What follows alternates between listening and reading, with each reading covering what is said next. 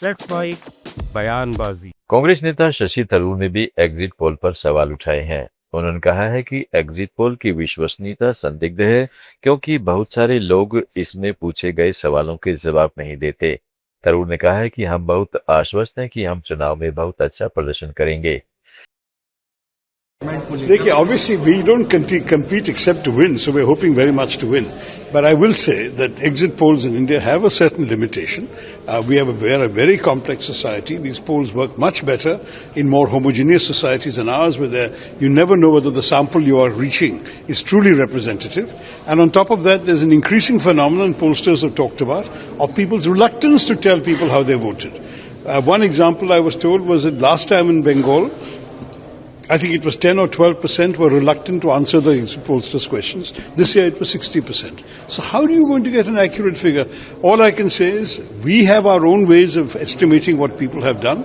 We have talked to observers, we have our own party workers, and we've also talked to the media, people like you who've been out there. And we are very confident we're doing very well in the elections, and I'm looking forward to the results on the 4th.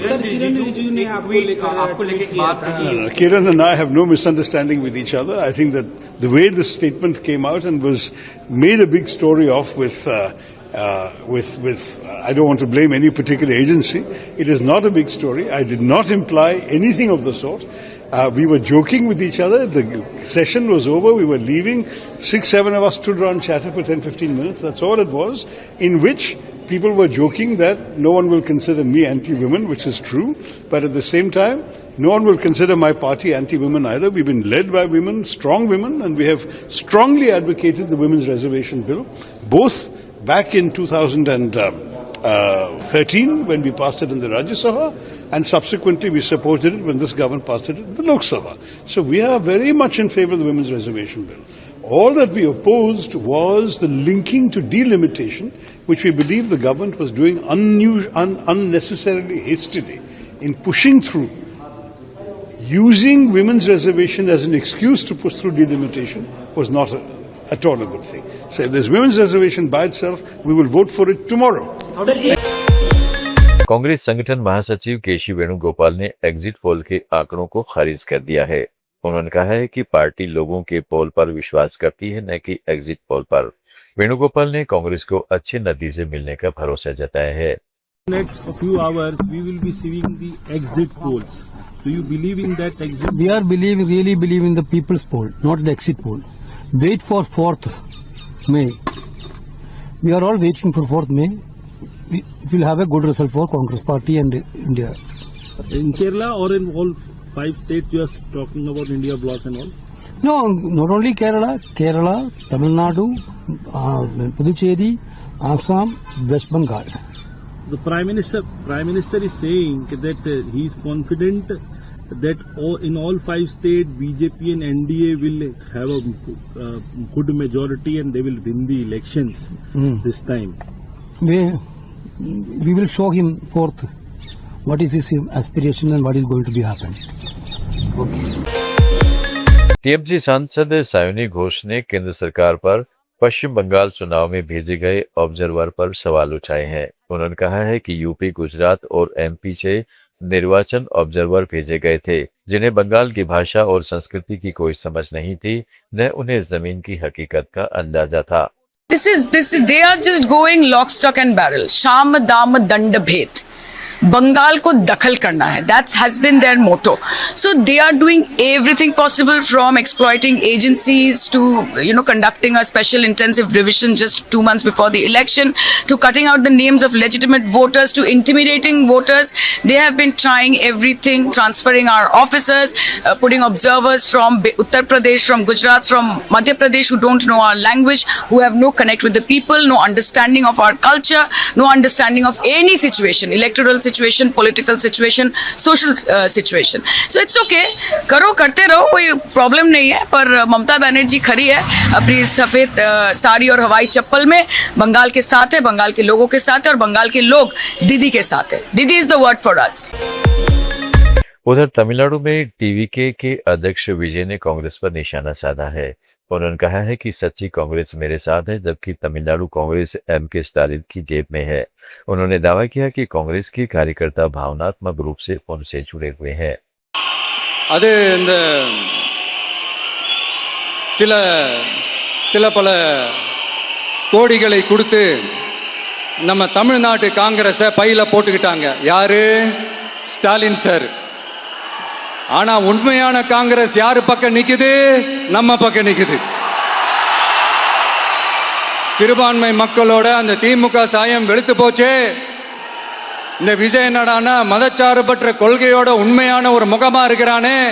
இந்த சிறுபான்மை மக்கள் வேற இந்த விஜய் பக்கம் தானே நிக்கிறாங்க அப்படின்ட்டு இந்த திமுகவுக்கும் பாஜகவுக்கும் என் மேல காண்டோ காண்டு. அதுக்காக நாம் என்ன செய்ய முடியும்?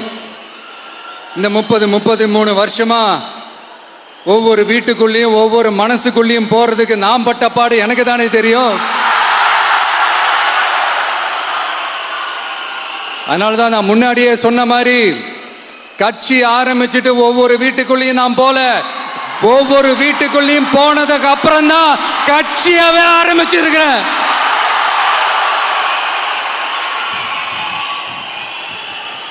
இது இந்த அரசியல் எல்லாத்தையும் தாண்டி இருக்கிற ஒரு உறவு. கட்சி கிட்சி எல்லாத்தையும் தாண்டி இருக்கிற ஒரு உறவு. இது ஒரு பூர்வ ஜென்ம பந்தம். இது சும்மா இந்த அரசியல் ஆதாயம் தேடுறவங்களுக்குலாம் இது என்னன்னே புரியாது. இது மற்றவங்களுக்கு வேணா எலெக்ஷன். ஆனா இந்த விஜய் கூட நிக்கிறவங்களுக்கும் இது ஒரு இமோஷன். நான் சந்தோஷப்பட்டா மக்கள் சந்தோஷப்படுறாங்க, மக்கள் சந்தோஷப்பட்டா நான் சந்தோஷப்படுறேன். எனக்கு ஒண்ணுனா மக்களுக்கும், மக்களுக்கு ஒண்ணுனா எனக்கும் கண்ணு கலங்கும். राहुल गांधी ने ग्रेट निकोबार आइसलैंड्स में व्यावसायिक गतिविधियों से इसकी इकोलॉजी प्रभावित होने का अंदेशा जताया है। राहुल गांधी ने ग्रेट निकोबार की यात्रा के बाद कहा कि वहां स्थानीय लोगों और आदिवासियों की जमीनें छीनी जा रही है और बिना पूछे बड़े उद्योगपतियों को सौंपी जा रही है। वहां पे काटे जा रहे हैं।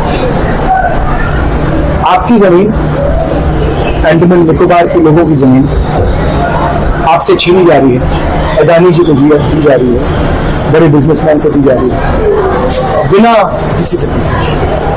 वहां पे फॉरेस्ट राइट एक्ट इंप्लीमेंट नहीं हो रहा है, सेटलर्स को सही कॉम्पनसेशन नहीं मिल रहा, आदिवासियों को सही कॉम्पनसेशन की बात ही नहीं शुरू हुई। और छुप कर ये हिंदुस्तान का जो हेरिटेज है इसको चोरी की जाए। परसेप्शन बदलने की कोशिश करेंगे, देश के लोगों को बताएंगे कि यहाँ क्या हो रहा है। और जो निकोबार आइलैंड, अंडमान आइलैंड के जो लोग हैं उनकी थोड़ी रक्षा करने की कोशिश करना। सर, ग्रेट निकोबार का अलावा क्या क्या मुद्दा आपने नोट किया अंडमान निकोबार में? जो आपने पानी तो यहाँ पे अंडमान में पानी का इशू है, मेरे अपने भाषण में बोला, पानी की इशू है।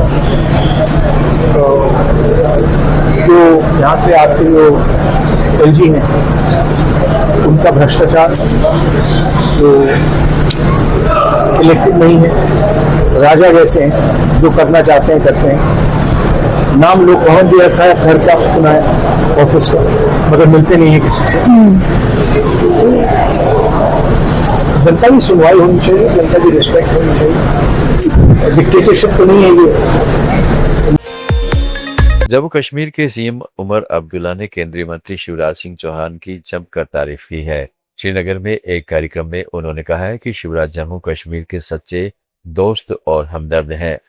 सबसे पहले तो अपने तरफ से, अपने साथियों की तरफ से, आप सबके तरफ से मैं जनाब शिवराज सिंह चौहान साहब का श्रीनगर की इस धरती पे दिल की गहराइयों से इस्तेमाल करता हूँ और उसके साथ साथ अपनी हुकूमत की तरफ से जनाब आपका शुक्रिया करता हूँ।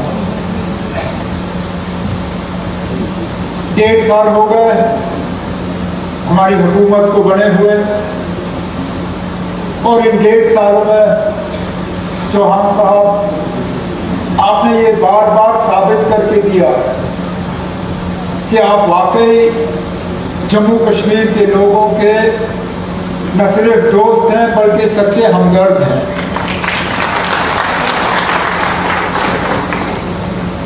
आपको जब मध्य प्रदेश के लोगों ने मामा के तौर पे तस्लीम किया, तो उनका ये तस्लीम करना गलत नहीं था, क्योंकि जो आप जम्मू कश्मीर के लिए कर रहे हो उसका अगर 50% भी आपने मध्य प्रदेश के लिए किया होगा तो ये मामा का जो आपको लगा हुआ टैग ये बिल्कुल आपको जचता है। हमने भी आपको इसी अंदाज में न सिर्फ देखा है बल्कि कबूल किया है और इस रिश्ते को और मजबूत बनाने में आपने कोई कसर बाकी नहीं रखी। मैं अपनी जगह थोड़ा शर्मिंदा होऊंगा अगर मैं भी मांगने का सिलसिला करूं। हमारे अनिल साहब ने प्रधानमंत्री नरेंद्र मोदी ने गंगा एक्सप्रेसवे को महज हाई स्पीड सड़क नहीं बल्कि नई संभावनाओं और अवसरों का गेटवे बताया है। उन्होंने कहा है कि इससे उत्तर प्रदेश के किसानों को विशेष लाभ मिलेगा। साथियों, वो एक्सप्रेसवे केवल एक हाई स्पीड सड़क नहीं है, ये नई संभावनाओं का, नए सपनों का, नए अवसरों का गेटवे है। गंगा एक्सप्रेसवे करीब 600 किलोमीटर लंबा है। पश्चिमी यूपी में मेरठ, बुलंदशहर, हापुड़, अमरोहा, संभल और बदायूं, मध्य यूपी में शाहजहांपुर, हरदोई, उन्नाव, रायबरेली, पूर्वी यूपी में प्रतापगढ़ और प्रयागराज, इनके आसपास के दूसरे जिले, गंगा एक्सप्रेसवे इससे इन इलाकों के करोड़ों लोगों का जीवन बदलेगा। साथियों, इन क्षेत्रों को गंगा जी और उनकी सहायक नदियों की उपजाऊ मिट्टी का वरदान मिला है, लेकिन पहले की सरकारों ने जिस तरह किसानों की उपेक्षा की, उसके कारण किसान परेशानियों के में ही घिर करके रह गए। यहां के किसानों की फसलें बड़े बाजारों तक नहीं पहुंच पाती थी, कोल्ड स्टोरेज की कमी थी, लॉजिस्टिक का अभाव था, किसानों को उनकी मेहनत का सही मूल्य नहीं मिलता था। अब उन कठिनाइयों का समाधान भी तेजी से होगा। गंगा एक्सप्रेसवे से कम समय में बड़े बाजारों तक पहुंच मिलेगी। यहां खेती के लिए जरूरी इंफ्रास्ट्रक्चर का विकास होगा, इससे हमारे किसानों की आय बढ़ेगी। साथियों, गंगा एक्सप्रेसवे यूपी के एक छोर को दूसरे छोर से तो जोड़ता ही है। उत्तर प्रदेश के मुख्यमंत्री योगी आदित्यनाथ ने महापुरुषों की जातीयता के दायरे में बांटने की कड़ी निंदा की है। उन्होंने कहा है कि अपने महापुरुषों को जातीयता के दायरे में बांटने का पाप देशद्रोह से कम नहीं है। योगी ने कहा है कि समाज को एकजुट रखने के लिए ऐसी प्रवृत्तियों का विरोध करना होगा। ये प्रभु की कृपा है और यही कृपा का आनंद लीजिए। सनातन धर्म की एकता के माध्यम से भारत की एकता और अखंडता को मजबूती बनाने में अपना योगदान दीजिए। अपनी विरासत को इसी मजबूती के साथ आगे बढ़ाने के लिए कृत संकल्पित होकर के आगे बढ़िए। अपने महापुरुषों को जातीयता के दायरे में मत बांटिए। उन लोगों से सावधान रहिए जो बांटने का काम कर रहे हैं। ये वही काम कर रहे हैं जो मध्यकाल में देश को बांटने वाले, समाज की एकता को खंडित करने वाले लोगों ने पाप किया था। ये बांटने का पाप देशद्रोह से कम नहीं है और ये पाप कभी मत होने देना।